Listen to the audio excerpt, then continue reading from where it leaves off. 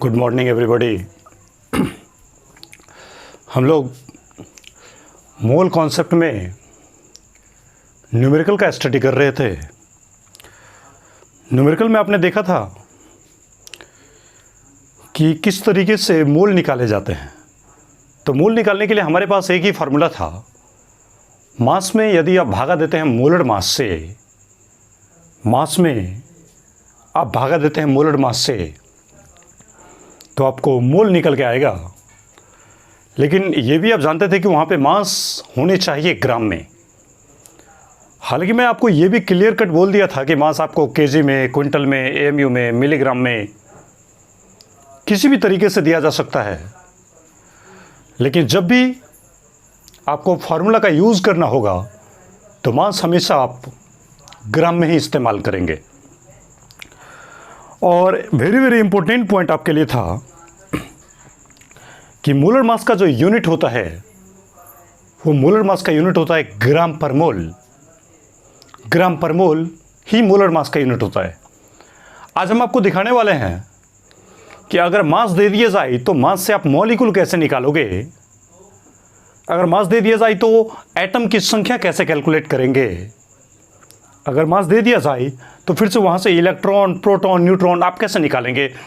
बड़े ही tough class अपने आप में बनते हैं, थोड़ा समझने में असुविधा होगी। लेकिन अगर आप इस क्लास को पूरी तरीके से आप समझ जाते हैं तो शायद बेहतर कंसेप्ट आपका बन जाएगा। चलिए हम पहला क्वेश्चन डिस्कस करते हैं। हम एक क्वेश्चन आपको दे रहे हैं,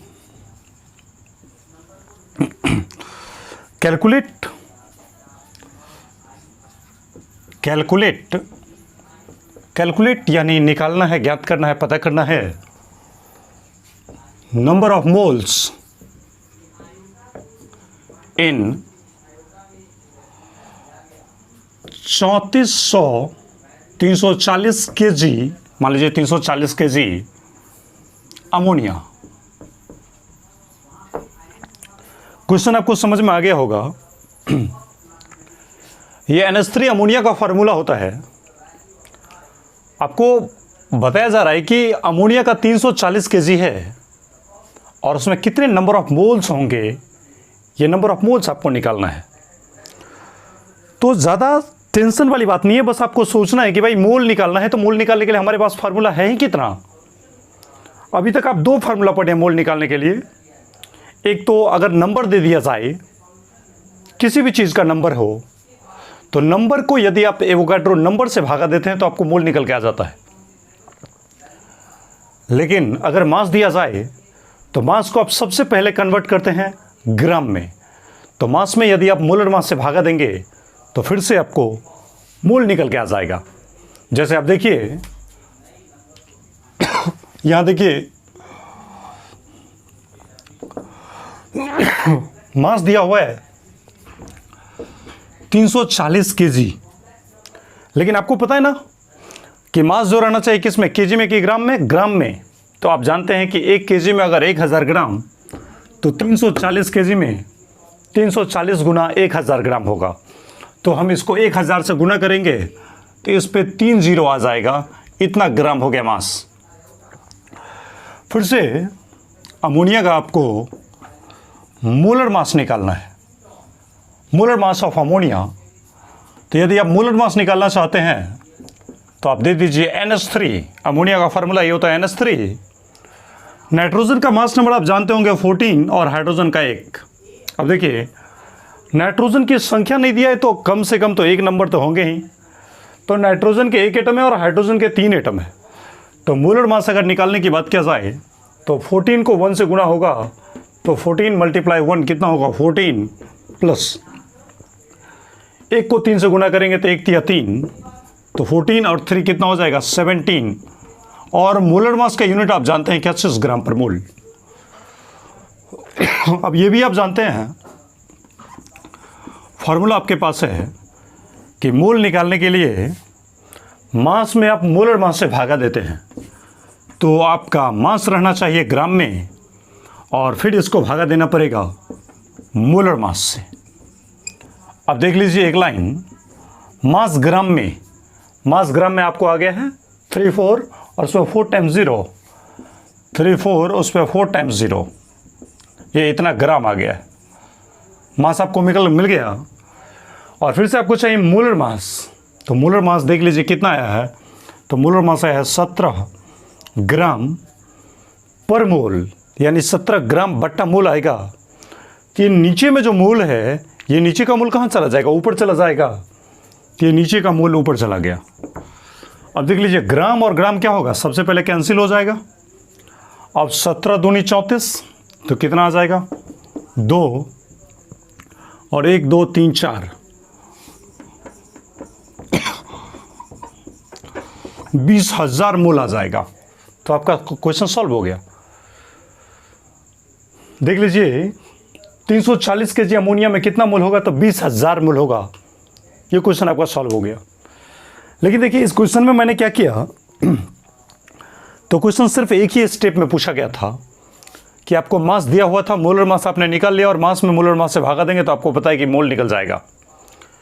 लेकिन इसी क्वेश्चन को हम अगर लंबा करने की कोशिश करें तो इसको कैसे लंबा किया जाएगा, तो हम मोल ना पूछ करके आपको पूछते हैं कि इसमें मॉलिक्यूल कितना होगा। तो क्वेश्चन यही रहता है, हम इसी क्वेश्चन में बदल रहे हैं।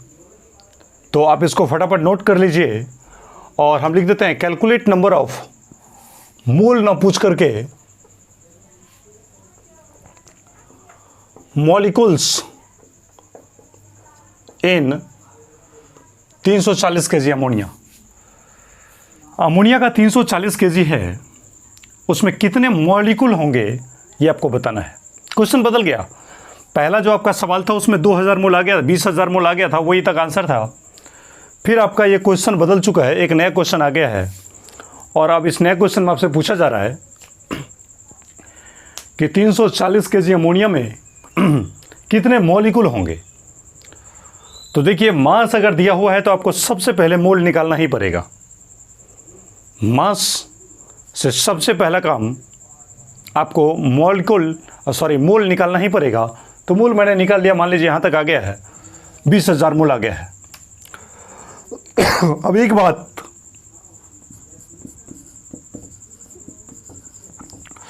नंबर ऑफ मॉलिक्यूल्स अगर हम निकालने की कोशिश करें तो बताइए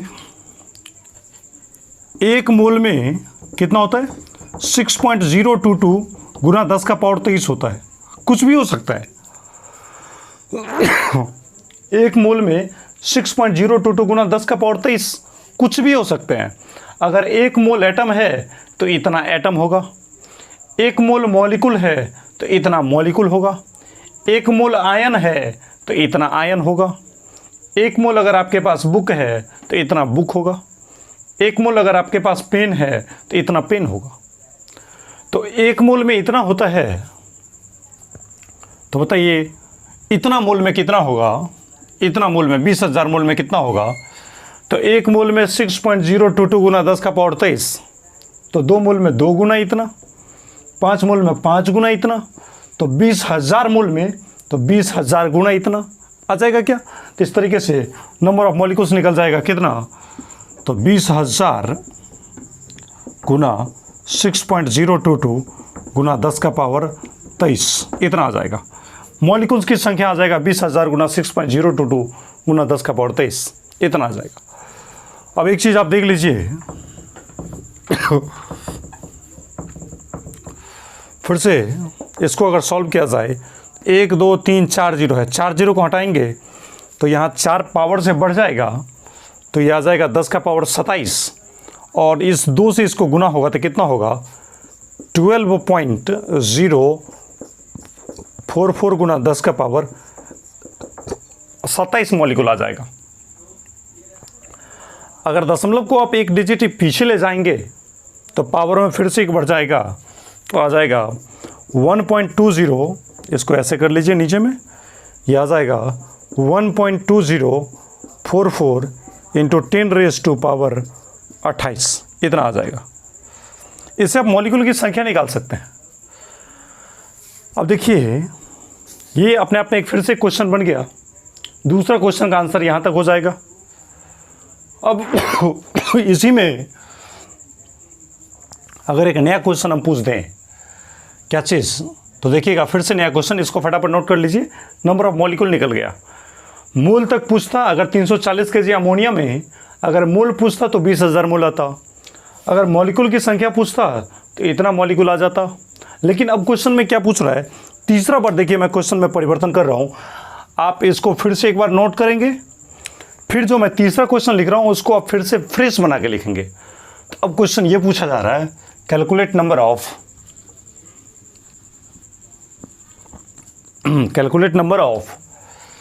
atoms. Calculate number of atoms, atom की संख्या गिनिए किसमें, 340 केजी अमोनिया में। तो सबसे पहले मैंने क्या निकाला, मोल निकाला, फिर क्या निकाला, मॉलिक्यूल की संख्या निकाला। अब हमें एटम निकालना है। तो आप ही सोचिए, अमोनिया का यदि एक मॉलिक्यूल है तो इस एक मॉलिक्यूल में नाइट्रोजन का एक एटम है और हाइड्रोजन का 3 एटम है। अमोनिया के एक मॉलिक्यूल में नाइट्रोजन का एक एटम है और हाइड्रोजन का 3, यानी मिला के टोटल कितना, 4 एटम है। तो एक मॉलिक्यूल में 4 एटम, तो 2 मॉलिक्यूल में 2 गुना 4, 10 मॉलिक्यूल में 10 गुना 4, तो इतना मॉलिक्यूल में तो क्या होगा, इतना गुना 4 एटम हो जाएगा। मतलब अगर नंबर ऑफ एटम्स हम निकाले इसी सवाल में तो ये सवाल फिर से थोड़ा लंबा हो जाएगा और यहाँ पे लिखेंगे नंबर ऑफ एटम्स। तो देखिए इसी तरीके से 3 सवाल आपका सॉल्व हो गया। नंबर ऑफ एटम्स अगर निकालना हो तो एक मॉलिक्यूल में नाइट्रोजन का एक एटम और हाइड्रोजन का 3 एटम, तो 3 और 1 कितना होगा, 4। एक मॉलिक्यूल में 4 एटम, तो इतना मॉलिक्यूल में क्या होगा, इतना गुना 4 एटम हो जाएगा। तो 1.2044 गुना 10 का पावर -28 क्यों होगा, +28 होगा ना, 10 का पावर 28 और गुना क्या हो जाएगा, 4 हो जाएगा। तो इस तरीके से नंबर ऑफ एटम हो गया। लेकिन मान लीजिए ये तो नंबर ऑफ एटम मतलब टोटल नंबर ऑफ एटम निकल गया, लेकिन सवाल में अगर थोड़ा सा ट्विस्ट लाना होता तो क्या बोलता, calculate number of hydrogen atoms in 340 KG ammonia. इस 340 केजी अमोनिया में आपको हाइड्रोजन एटम की संख्या पूछ रहा है। आप ही बताइए, एक मॉलिक्यूल में 3 हाइड्रोजन एटम है, तो 2 मॉलिक्यूल में 2 गुना 3, 5 मॉलिक्यूल में 5 गुना 3, तो इतना मॉलिक्यूल में इतना गुना 3 से गुना करते तो हाइड्रोजन एटम की संख्या निकल जाता।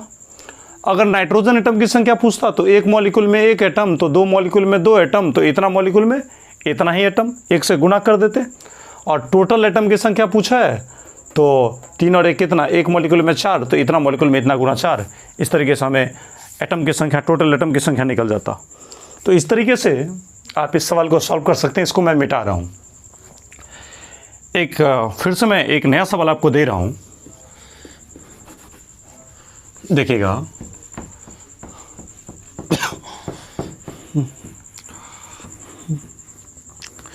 अगला क्वेश्चन है हमारा कि कैलकुलेट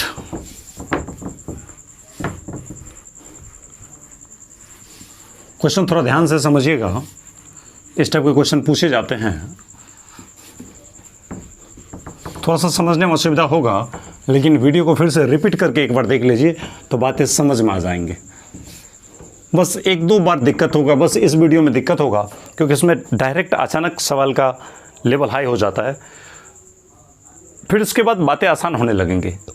देखिएगा क्वेश्चन पूछ रहे हैं फिर से आपको, कैलकुलेट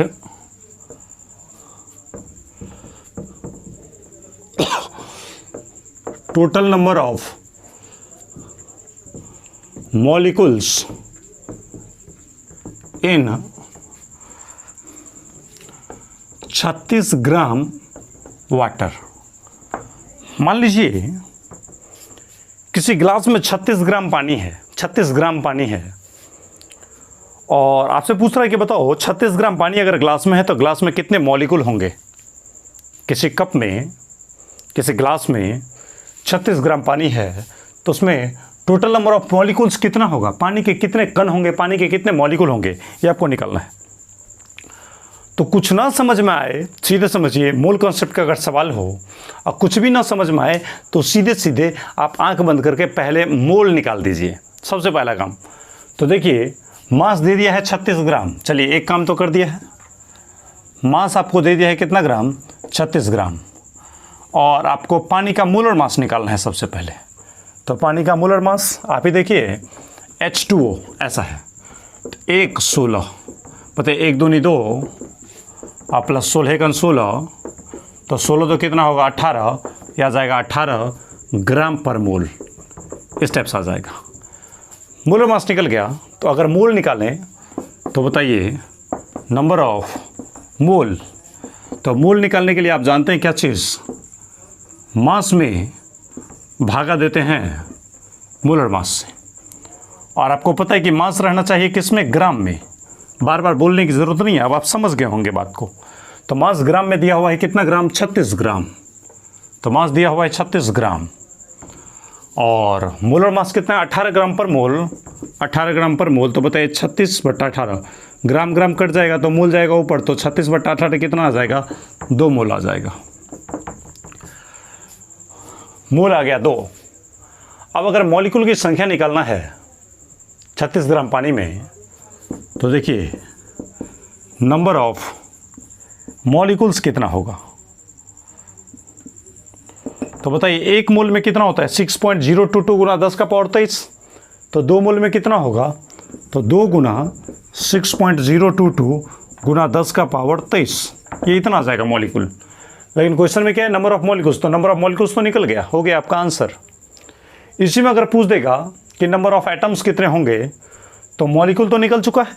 अब क्या करेंगे, तो बताइए एक मॉलिक्यूल में हाइड्रोजन का 1 दूनी 2 एटम है और ऑक्सीजन का 1 1 1, तो 2 और 1 कितना हो गया, 3। तो एक मॉलिक्यूल में 3 एटम, तो इतना मॉलिक्यूल में इतना गुना 3, यानी इसको तिगुना कर दीजिएगा तो नंबर ऑफ एटम निकल जाएगा। चलिए क्वेश्चन लिखिए। मिटा दे क्या। चलिए एक नया क्वेश्चन आपको देते हैं। अब ये क्वेश्चन है कैलकुलेट। अब देखिए इस बार मैं क्या करता हूँ कि आपको मोल नहीं पूछता हूँ, मॉलिक्यूल नहीं पूछता हूँ।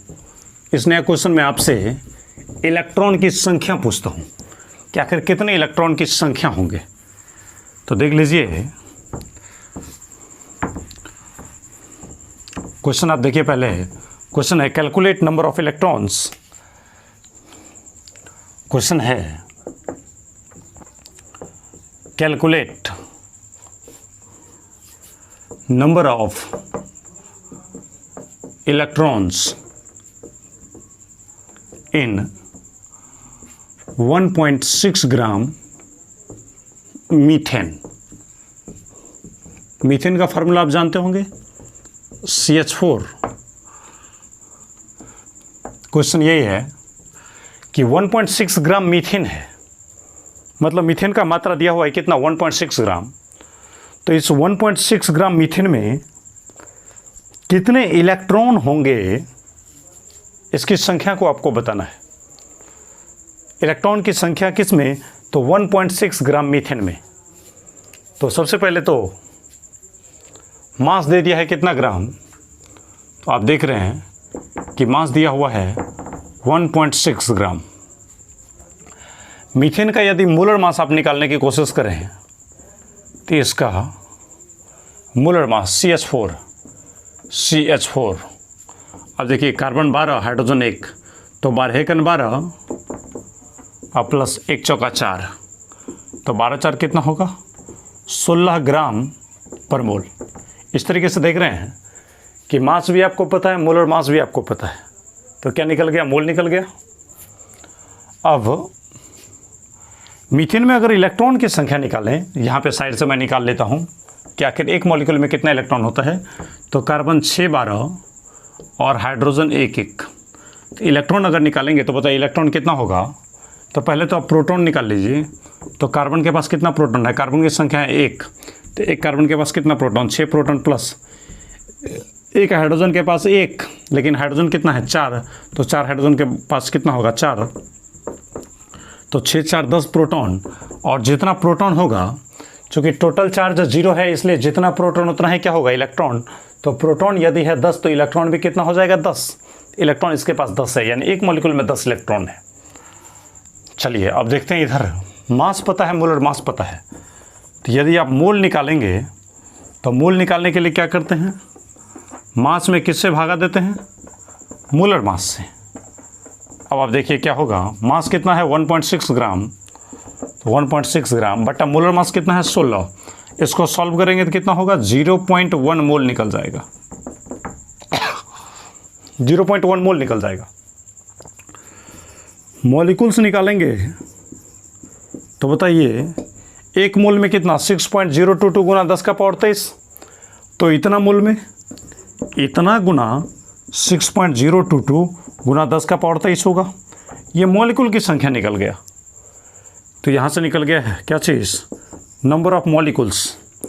अगर यहीं से हम निकाले नंबर ऑफ इलेक्ट्रॉन्स, तो बताइए अगर इलेक्ट्रॉन की संख्या आप निकालेंगे तो एक मॉलिक्यूल के पास 10 इलेक्ट्रॉन, एक मॉलिक्यूल के पास कितना है 10 इलेक्ट्रॉन, तो इतना मॉलिक्यूल के पास इतना गुना 10 इलेक्ट्रॉन, तो आ जाएगा 0.1 गुना 6.022 गुना 10 का पावर 23 और गुना 10 इलेक्ट्रॉन 10 आ जाएगा। अब बताइए दशमलव उड़ाएंगे तो बट्टा में एक 0 आएगा, तो ये 0.1 और ये 10 कट जाएगा, तो कितना इलेक्ट्रॉन हो जाएगा 6.022 गुना 10 का पावर 23 इलेक्ट्रॉन हो जाएगा। इस तरीके से आप यहाँ से इलेक्ट्रॉन निकाल सकते हैं। प्रोटॉन अगर निकालते तो प्रोटॉन कितना होता, तो देख लीजिए प्रोटॉन की संख्या भी 10 ही है, इस तरीके से प्रोटॉन का संख्या भी 10 ही आता। तो इस तरीके से प्रोटॉन इलेक्ट्रॉन या देखिए नेक्स्ट क्वेश्चन आपको दिया गया है, calculate total number of oxygen atom in 196 gram sulphuric acid. Sulphuric acid का 196 ग्राम दिया हुआ है और उसमें बोल रहा है कि कितना ऑक्सीजन एटम की संख्या होगा। तो अब आप बना सकते हैं इसको। सबसे पहले मास दिया हुआ है कितना 196 ग्राम, मास लिख दीजिए 196 ग्राम। अगर सल्फ्यूरिक एसिड का मोलर मास आप निकालेंगे तो आप निकाल सकते हैं H2SO4। हाइड्रोजन की संख्या तो है, सल्फर की संख्या नहीं लिखा है, इसका मतलब कितना होगा 1 होगा। ऑक्सीजन की संख्या 4 है, तो हाइड्रोजन का 1 मोलर मास, सल्फर का 32, ऑक्सीजन का 16। तो हाइड्रोजन का देखिए 1 दूनी 2, 32 एकन 32, ऑक्सीजन के लिए 16 चौका 64, तो 64 32 96, तो कितना होगा 98 ग्राम पर मोल। ये H2SO4 का मोलर मास निकल गया। अब बताइए मोल निकालने के लिए मास में किससे भागा देंगे, मोलर मास से। तो मास है 196 ग्राम और मोलर मास है 98 ग्राम, तो कितना आ जाएगा 2 मोल आ जाएगा, 2 मोल आ गया। मॉलिक्यूल अगर निकालना हो तो यहाँ से हम निकाल सकते हैं नंबर ऑफ मॉलिक्यूल्स। तो बताइए एक मोल में कितना होता है एवोगाड्रो नंबर के बराबर, तो 2 मोल में 2 गुना एवोगाड्रो नंबर, 5 मोल में 5 गुना एवोगाड्रो नंबर, तो 2 मोल है तो 2 गुना एवोगाड्रो नंबर 6.022 गुना 10 का पावर 23 मॉलिक्यूल हो जाएंगे। मॉलिक्यूल इतना हो गया। अब पूछ रहे क्या चीज़, total number of oxygen atom. तो बताइए आप ही, यहाँ पे H2SO4 लिखा गया है, तो H2SO4 के एक मॉलिक्यूल में ऑक्सीजन कितना है, तो 1 चौका 4, ऑक्सीजन 4 है, तो एक मॉलिक्यूल में 4 ऑक्सीजन एटम है। तो हम यहाँ निकाल सकते हैं total number of oxygen atom, total oxygen atom की संख्या कितना होगा, तो एक मॉलिक्यूल में 4 ऑक्सीजन एटम है, तो इतना मॉलिक्यूल में इतना गुना 4, तो आ जाएगा 2 गुना 6.022 गुना 10 का पावर 23 और गुना क्या हो जाएगा 4, इतना ऑक्सीजन एटम निकल जाएगा। तो ये आपका आंसर हो गया। इसको सॉल्व कर लीजिए। अब देखिए एक तो तरीका आपका ये है कि इस तरीके से भी आप सवाल को सॉल्व कर सकते हैं। दूसरा तरीके का सवाल क्वेश्चन यही रहेगा, लेकिन कॉन्सेप्ट बदलेगा, देने का तरीका क्या बदलेगा, इसको देखिए। पहले इसको नोट कीजिए। इस बार देखिए कॉन्सेप्ट ये बता रहा है हम कि अभी जितना भी मैंने सवाल आपको करवाया, इन सब सवाल में क्या करते थे, आपको मास देते थे, मास देते थे। तो मास से सबसे पहले आप देख लीजिए गौर से, मास से सबसे पहले आप मोल निकालते थे। कैसे, तो मास को मोलर मास से भागा देते थे, लेकिन मास किस में रहना चाहिए? ग्राम में। तो कुछ सवाल मैंने ऐसा करवाया जिसमें आपको मैंने क्या किया, मास ग्राम में दिया तो आप मोल निकालें। कभी कभी ऐसा भी मैंने किया कि मास आपको ग्राम में दिया ही नहीं, केजी में दे दिया या किसी और यूनिट में दे दिया जाए। तो सबसे पहले आप क्या करेंगे, तो मास को ग्राम में कन्वर्ट करेंगे और उसके बाद आप मोल निकाल लेंगे। मोल निकालने के बाद आप मॉलिक्यूल की संख्या निकालना चाहते हैं तो मोल को एवोगाड्रो नंबर से गुना कर देंगे तो निकल जाएगा, मॉलिक्यूल निकल जाएगा। अब एटम की संख्या निकालना चाहते हैं तो आप पता कर लीजिए कि एक मॉलिक्यूल में कितने एटम है, तो आपके पास मॉलिक्यूल की संख्या है ही, जिस एटम से निकालना है उससे गुना कर दीजिए उसकी संख्या से, हो गया काम खत्म। हम हर सवाल में क्या करते थे कि आपको मास देते थे, लेकिन अब हम चालाकी क्या करेंगे कि आपको अब मास देंगे ही नहीं। तो आप ही सोचिए, मास नहीं दिया जाएगा और मोल आपसे पूछा जाएगा तो क्या करना चाहिए। तो आप सोचोगे कि भाई मास नहीं देगा तो कुछ तो देगा, तो कुछ भी अगर देगा तो हम चाहेंगे कि जो भी दिया है उसकी सहायता से पहले मास निकाल ले। समझेंगे बातों को। मोल निकालने के लिए आपको मास दिया तो मास से आप डायरेक्ट मोल निकाल लेते थे, लेकिन अब की बार हम क्या कर रहे हैं कि आपको मास देते ही नहीं है। तो अगर हम आपको मास देंगे ही नहीं तो कुछ तो डाटा देंगे। तो आपका सबसे पहला कर्तव्य होगा कि सर ने हमें जो भी वैल्यू दिया है, जो भी डाटा दिया है, हमारी कोशिश होगी कि उस डाटा का इस्तेमाल करके सबसे पहले हम किसी तरीके से मास निकाल लें। और मास निकल गया तो समझिए मोल निकल गया। क्यों? चूँकि मोलर मास से भागा दीजिए, डायरेक्ट मोल निकल गया। तो वही बात हम करने जा रहे हैं। आपको मास नहीं देंगे तो हम कुछ नया क्वांटिटी देंगे जिसकी सहायता से आप मास निकाल सकते हैं। तो देखिएगा लाइन,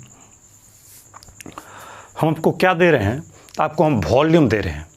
सर हम समझेंगे कैसे वॉल्यूम है? तो दोनों को पहचानने का तरीका मैं आपको पहले बता देता हूँ, कन्फ्यूज़न नहीं आना चाहिए। देखिए, मास को आप कैसे पहचानते हैं? उसके यूनिट से पहचानते हैं। कोई बोलता नहीं है, कोई डाटा अगर सवाल में दे दिया जाता है तो वो सवाल ये नहीं बोलता है कि देखो भाई हम मास है, देखो भाई वो वॉल्यूम दिया हुआ है, ऐसा नहीं बोलता है। वो डायरेक्ट डाटा के इस्तेमाल करेगा। उस समय आपको सोचना पड़ेगा कि ये मास दिया है अथवा वॉल्यूम दिया है। तो अगर यूनिट लगा रहे क्या चीज़, ग्राम, या लगा रहे केजी, या लगा रहे मिलीग्राम, या लगा रहे एएमयू, या लगा रहे क्विंटल, तो ये सब यूनिट किसका होता है? मास का यूनिट होता है। 2 ग्राम लिखा, समझिए क्या दिया? मास दिया। 2 केजी लिखा, समझिए मास दे दिया। 2 मिलीग्राम लिख लिया, समझिए मास दिया। 2 एएमयू लिखा तो समझिए मास दे दिया। 2 क्विंटल लिखा तो समझिए मास दिया। तो हम लोग क्या करते हैं कि मान लीजिए 5 क्विंटल बोल रहा है कोई पदार्थ है जिसका वजन है 5 क्विंटल, या कोई पदार्थ है जो 5 क्विंटल का है। तो 5 क्विंटल का है, क्विंटल मतलब क्या दिया? मास दिया। अब दूसरा लाइन, मास को तो आप लोग पहचान जाएंगे कैसे? यूनिट से। और मास अगर मान लीजिए नहीं है तो मास को निकालने का कोशिश हम लोग करेंगे, तो मास को निकालने वाले हमारे पास दूसरा क्वांटिटी देगा। जैसे मान लीजिए आपके पास अगर वॉल्यूम दे दिया जाए तो कैसे समझेंगे कि वॉल्यूम है?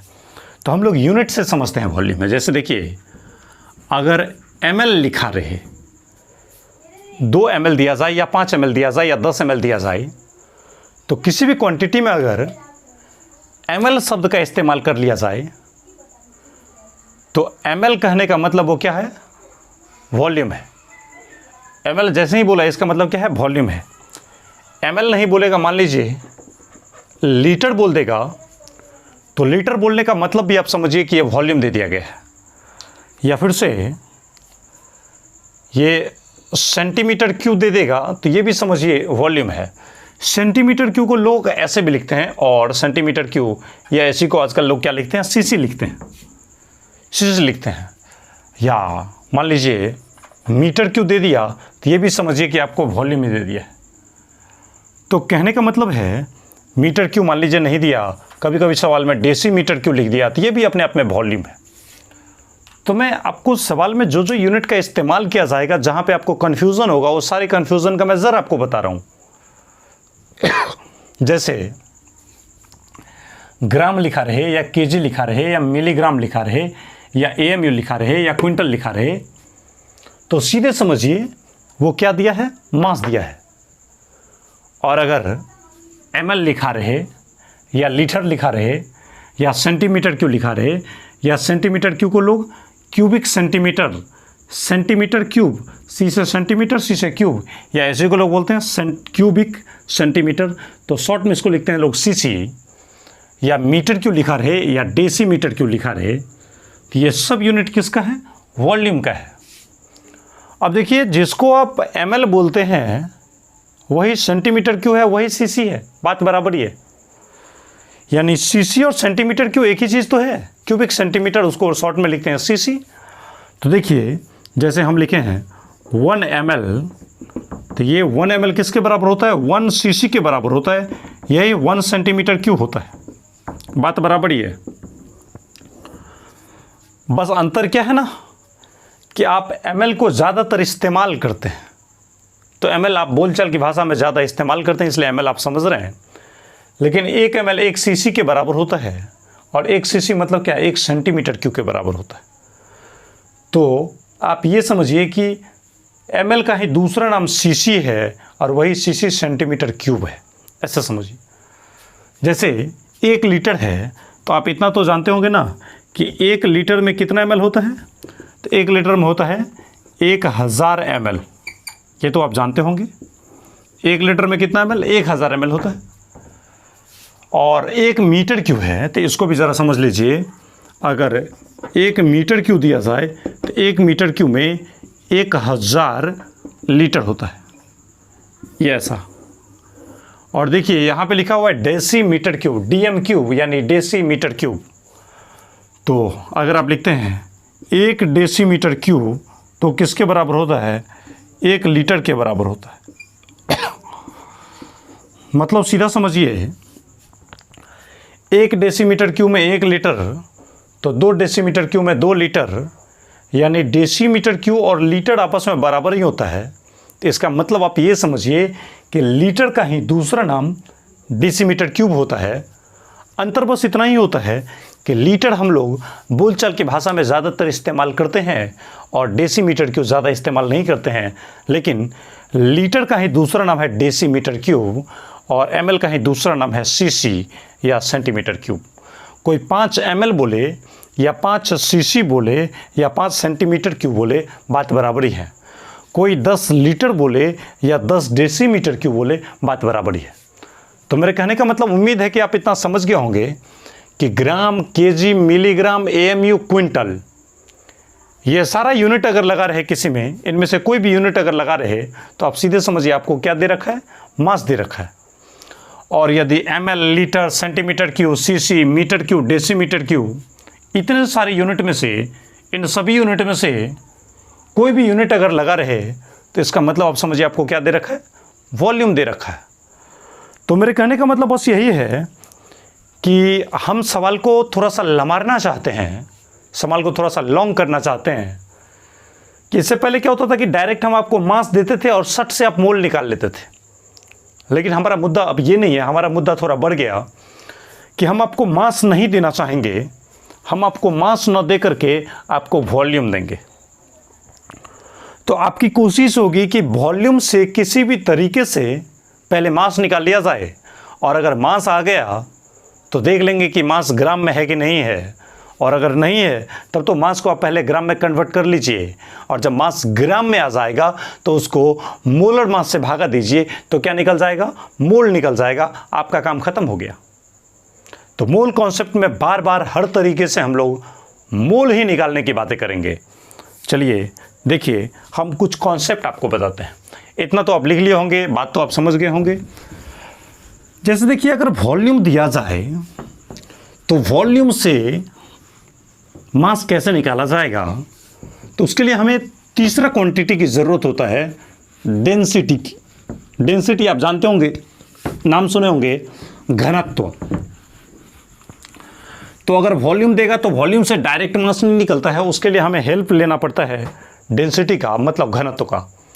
तो जैसे आप फार्मूला जानते होंगे हेडिंग डालिए, सबसे पहले एक लाइन लिखिए, डेंसिटी। डेंसिटी इसको हिंदी में बोलते हैं घनत्व। किसको कहा जाता है? तो मास per unit volume. Unit volume का जो मास है, यानी यूनिट वॉल्यूम में जो मास है, इकाई वॉल्यूम का जो वज़न होता है, वही हमारा बनता है डेंसिटी। तो इसको हम लोग कैसे बोलते हैं? इसको बोलते हैं मास per unit volume. Mass per unit volume is known as, वही जाना जाता है, इज नोन एज, किस नाम से? डेंसिटी के नाम से। मास पर यूनिट वॉल्यूम यानी मास बट्टा वॉल्यूम, वही कहलाता है हमारा डेंसिटी। यानी हमारा फार्मूला बन जाएगा क्या चीज़? तो फार्मूला बनेगा कि डेंसिटी बराबर क्या होगा? तो डेंसिटी बराबर होगा मास बट्टा वॉल्यूम। मास और बट्टा में क्या होगा? वॉल्यूम। डेंसिटी बराबर हमारा फार्मूला बनेगा मास पर यूनिट वॉल्यूम, यानी मास बट्टा वॉल्यूम को ही क्या बोलते हैं? डेंसिटी बोलते हैं। अब अगर इस फार्मूला को आप बाई क्रॉस मल्टीप्लिकेशन कर दें, तो क्रॉस मल्टीप्लिकेशन से आप देख रहे हैं कि क्या निकल जाएगा? मास बराबर, तो आपका कॉन्सेप्ट निकल जाएगा यहाँ से, मास बराबर डेंसिटी गुना वॉल्यूम। तो आ जाएगा आपको मास बराबर डेंसिटी गुना वॉल्यूम। अब समझिए एक बात, पहले हम क्या करते थे? आपको डायरेक्ट मास देते थे, और आप क्या करते थे? तो मास में मोलर मास से भागा दे करके आप मोल निकाल लेते थे। बड़ी बहादुरी का काम नहीं करते थे आप। अब क्या करेंगे? आपको हम मास भी नहीं देंगे। तो जी हुजूर मैं क्या दूंगा? तो देखो बच्चों, आपको डेंसिटी दे दिया जाएगा और आपको वॉल्यूम दे दिया जाएगा। बात समझ गए होंगे, उम्मीद है कि आपके दिमाग में बातें आ गया होगा। क्या दिया जाएगा आपको? आपको डेंसिटी दे दिया जाएगा और वॉल्यूम दे दिया जाएगा। तो जैसे ही आप डेंसिटी को वॉल्यूम से मल्टीप्लाई करेंगे तो क्या निकल जाएगा? मास। और मास निकल गया तो हमारी कहानी ख़त्म हो गई। क्यों? क्योंकि मास अगर आ ही गया तो मास को मोलर मास से भागा दो, मोल निकालो। तो सीधा सा मतलब है कि मास ग्राम में आना चाहिए। अरे भाई, ग्राम में अगर नहीं भी आएगा तो हम लोग उसको ग्राम में कन्वर्ट कर लेंगे। अगर ग्राम में दे दिया तब तो बड़ी अच्छी बात है, और अगर ग्राम में नहीं दिया तो हम लोग मास को पहले ग्राम में कन्वर्ट कर लेंगे, उसके बाद फिर से मोलर मास से भागा देके मोल निकालेंगे। जैसे एक क्वेश्चन आपको हम दिखाते हैं, फटाफट इसको नोट किया जाए। मैं एक क्वेश्चन आपको देता हूँ।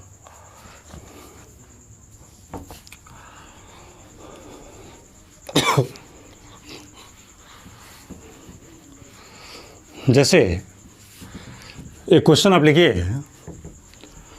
Calculate number of moles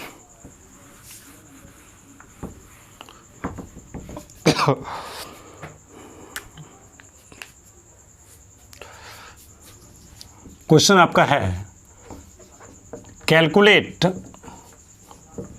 number of moles. Number of mole आपको निकालना है इन 90 ml वाटर। वाटर का फॉर्मूला तो जानते होंगे, H2O। Calculate number of moles,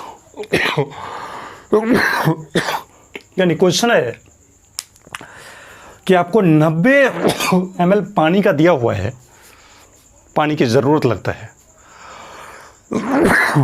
तो 90 ml पानी में कितना मोल होगा?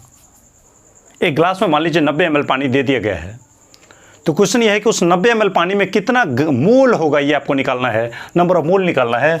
तो सर एक डाटा आपको दे देता है हेल्प के लिए, डी मतलब डेंसिटी, H2O मतलब पानी का डेंसिटी कितना दिया है? तो सॉरी, पानी का डेंसिटी दिया हुआ है 1 ग्राम पर ml। पानी का डेंसिटी दे दिया गया है 1 ग्राम पर ml। अब देखिए, D मतलब डेंसिटी, H2O यानी वाटर का डेंसिटी 1 ग्राम पर ml दिया हुआ है। तो क्वेश्चन सर क्या है, हमको पहले समझना पड़ेगा। क्वेश्चन आपका है calculate number of moles. Sir calculate का मतलब ज्ञात कीजिए, क्या चीज़ निकालिए? तो नंबर ऑफ मोल निकालिए। सर मोल निकालने के लिए तो हम जानते हैं कि मास अगर दे दिया जाए तो मोलर मास से भागा देंगे, लेकिन आप ज़रा सोचिए, यहाँ पे लिखा हुआ है 90 ग्राम या 90 केजी नहीं लिखा हुआ है, यहाँ पे लिखा हुआ है 90 ml। अब जाके आप सोचिए कि ये जो ml है, तो ml किसका यूनिट होता है? तो अभी मैं इससे जस्ट पहले पढ़ाया था कि ml वॉल्यूम का यूनिट होता है। तो 90 ml बोला तो ml को देख के ही हम समझ गए कि नहीं, ये तो वॉल्यूम है।